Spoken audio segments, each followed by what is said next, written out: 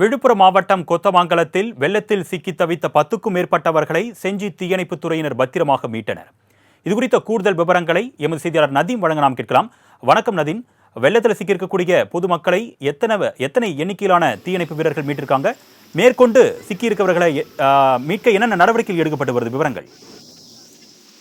நிச்சயமாக அருணேஷ், பிஞ்சல் புயலானது நேற்று நள்ளிரவு பார்த்தீங்கன்னா கரையை கடந்துள்ளது. இந்த நிலையை பார்த்தீங்கன்னா இன்று அதிகாலை முதல் சூறை காற்றுடன் பார்த்தீங்கன்னா விழுப்புரம் மாவட்டம் முழுவதும் தொடர் கனமழையானது பெய்து வந்தது. அந்த வகையில் பார்த்தீங்கன்னா செஞ்சி பகுதியில் பார்த்தீங்கன்னா பலத்த காற்றுடன் மழையானது பெய்தது. இந்த மழையின் காரணமாக பார்த்தீங்கன்னா ஏரிகள், குளங்கள், நீர்நிலங்கள் முழுமையாக நிரம்பி வழியக்கூடிய காட்சிகள் நம்மளால் பார்க்க முடிகிறது. இந்த நிலையில் பார்த்தீங்கன்னா விழுப்புரம் மாவட்டம் செஞ்சி பேரூராட்சிக்கு உட்பட்ட கிருஷ்ணாபுரம் கொத்தமங்கலம் சாலையில் உள்ள கொத்தமங்கலம் ஏரி நிரம்பி உபரி நீர் வெளியேறும் நிலையில் பார்த்தீங்கன்னா வெள்ளத்தில் பார்த்தீங்கன்னா 10க்கும் மேற்பட்ட குடும்பங்கள் மாட்டிக்கிறாங்க.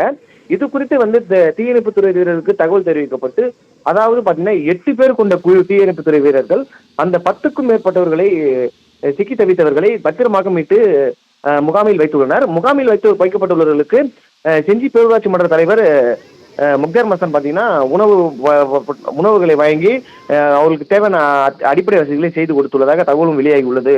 அருணேஷ், கூடுதல் விவரங்களுக்கு நன்றி நதீம்.